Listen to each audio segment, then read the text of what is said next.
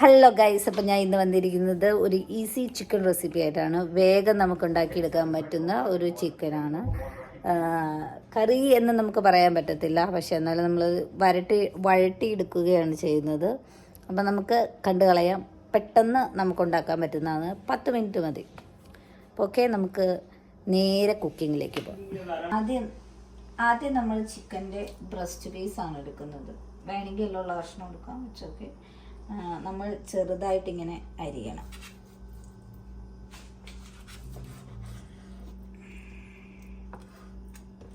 ചെറിയ ചെറിയ പീസസ് ആയിട്ട് ഇങ്ങനെ കട്ട് ചെയ്ത് കൊടുക്കുക.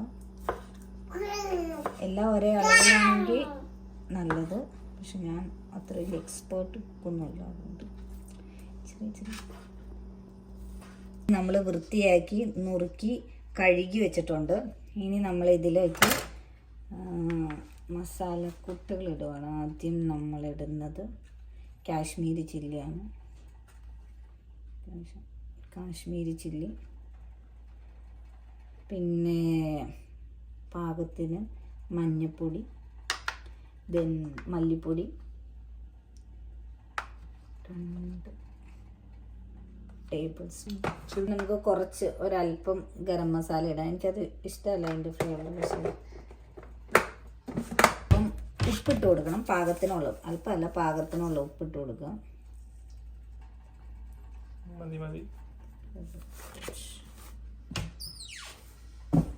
ഉപ്പിട്ടതിന് ശേഷം നമ്മൾ എല്ലാം കൂടി മിക്സ് ചെയ്യണം.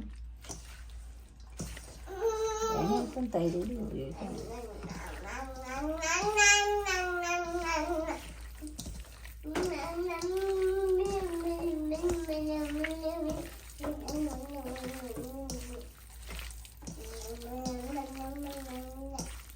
ശരിക്കും മിക്സ് ചെയ്ത് കൊടുക്കണം. അതിൻ്റെ കുറച്ച് വിനാഗിരി ഒഴിക്കണം. നമുക്ക് ഒരല്പം വിനാഗിരി, പിന്നെ അതിൻ്റെ കൂട്ടത്തിൽ നമുക്ക് കുറച്ച് കറിവേപ്പില കൂടി ഇട്ട് കൊടുക്കാം.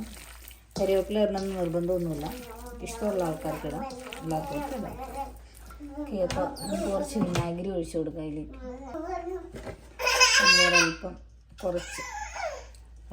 അല്പം വിനാഗിരി ഒഴിച്ചിട്ടുണ്ട്. വിനാഗിരി കൂടി ഒഴിച്ച്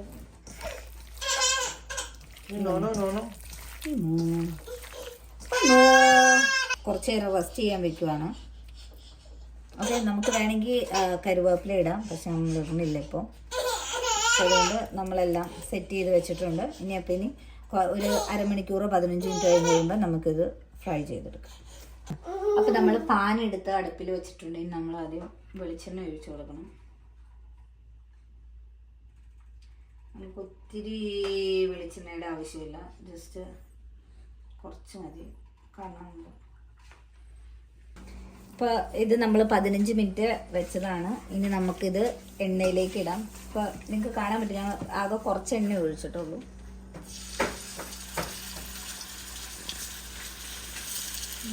ഓരോന്നോരായിട്ട് വെച്ച് കൊടുക്കണം, ഒത്തിരി എണ്ണയില്ലാത്തതുകൊണ്ട്.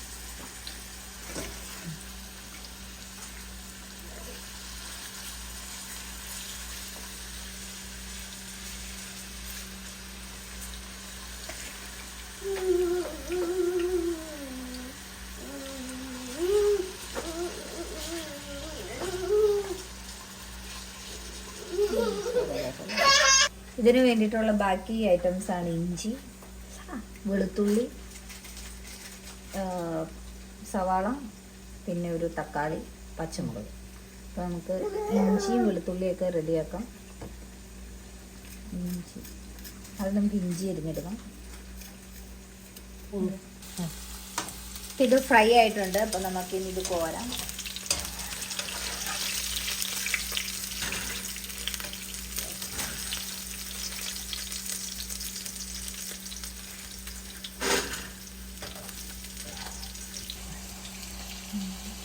സവോള അരിയാം. ഞാൻ ഇഞ്ചി ആദ്യം വിചാരിച്ചത് നമുക്ക് അരിയാന്നാണ്, പക്ഷെ ഇഞ്ചി എപ്പോഴും നമ്മൾ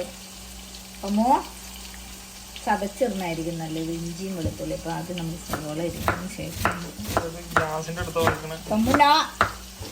മീമോ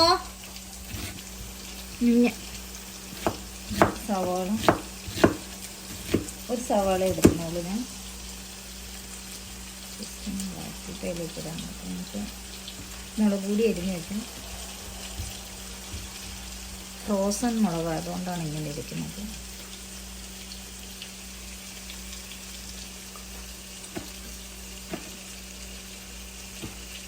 നമുക്കിനി വെളുത്തുള്ളി കഴുകിയിട്ട് വെളുത്തുള്ളിയും ഇഞ്ചിയും ചതച്ചെടുക്കാം.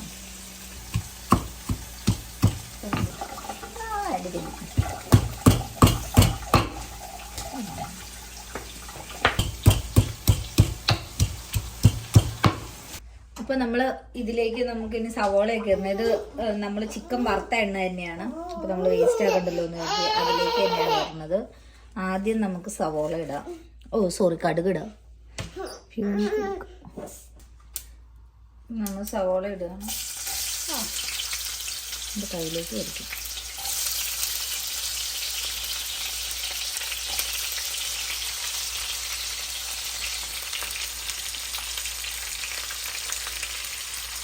സവോള ഒന്ന് ഇച്ചിരി വറുത്ത്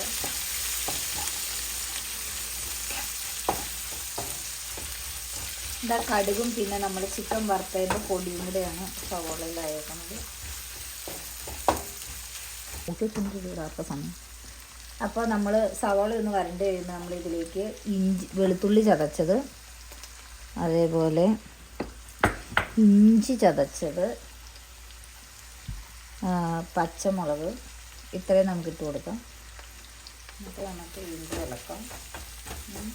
നമുക്ക് സവോള വഴറ്റി കഴിഞ്ഞിട്ട് കാണിച്ചു തരാം. സവോള വഴറ്റി കഴിഞ്ഞിട്ട് നമുക്ക് പൊടികൾ ഇടാനുണ്ട്. നമ്മൾ വഴറ്റിക്കൊണ്ടിരിക്കുകയാണ്. എല്ലാവർക്കും ഒരു ഹായ് പറയൂ.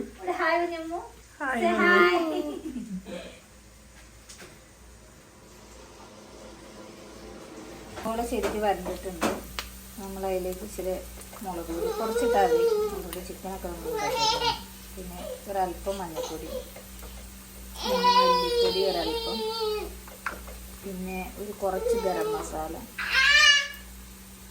മുളക് പൊടി, അതേപോലെ തന്നെ പെരുംജീരകം പൊടിച്ചതും ഇച്ചിരി പൊടിച്ചതും ഇട്ട് കൊടുക്കാം.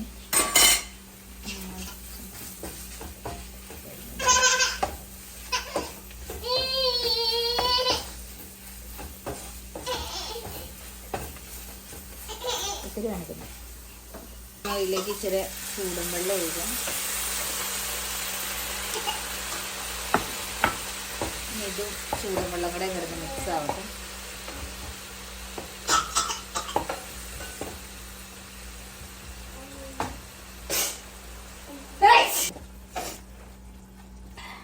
അപ്പം ഇത് ഒക്കെ ഒന്ന് മിക്സ് ആയിട്ടുണ്ട്. പിന്നെ നമ്മൾ ഇതിലേക്ക് ചിക്കൻ ഇട്ട് കൊടുക്കണം. വറുത്ത് വെച്ചിരിക്കുന്നു.